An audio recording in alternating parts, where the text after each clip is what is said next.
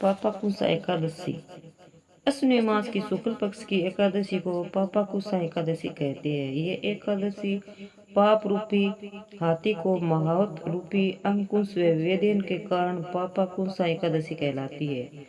इस दिन भगवान विष्णु की पूजा करनी चाहिए एवं ब्राह्मणों को भोजन कराकर दक्षिणा देकर विदा करना चाहिए। इस एकादशी का व्रत रखने से समस्त पापों का नाश हो जाता है। पापा एकादशी की कहानी। विंध्याचल पर्वत पर एक महाअक्रू बहेलिया रहता था, जिसका क्रम के अनुसार नाम भी क्रोधन था। उसके अपना समस्त जीवन हिंसा, लूटपाट, मिथ्या भाषण तथा शराब पीना, वेश्यागमन बिता दिया। यमराज ने उसे अंतिम समय एक दिन पूर्व अपने दूतों को उसे लाने हेतु भेजा।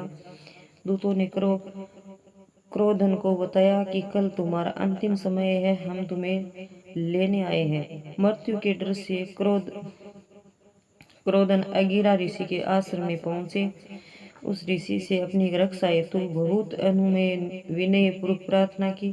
ऋषि को उस पर दया आ गई। उन्होंने उसे अश्विनी शुक्ल की एकादशी का व्रत तथा भगवान विष्णु के पूजन का विधान बताया।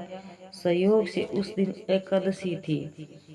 क्रोधन ने ऋषि द्वारा बताई अनुसार एकादशी विधि पूर्वक व्रत एवं पूजन किया। भगवान की कृपा से वह विष्णु लोक को गया। उधर यमदूत हाथ मलते रह गए।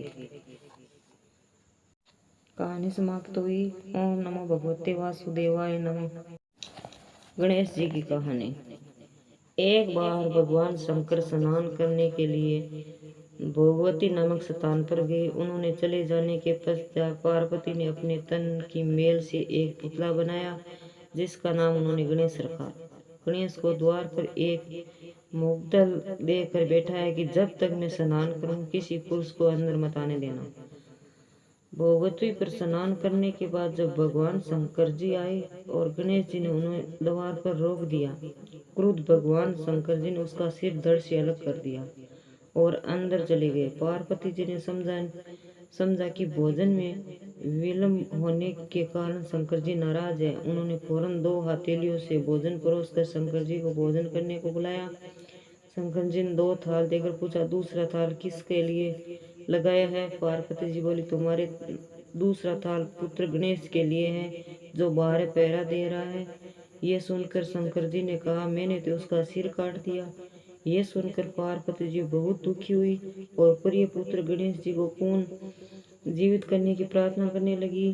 शंकर जी ने तुरंत पैदा हुए हाथी के बच्चे का सिर काटकर बाल के धड़ से जोड़ दिया तथा पार्वती जी ने प्रसन्नता पूर्वक पति पुत्र को भोजन कराकर शेष भोजन किया। यह घटना भाद्रपद शुक्ल चतुर्थी को हुई थी, इसलिए इसका नाम गणेश चतुर्थी पड़ा।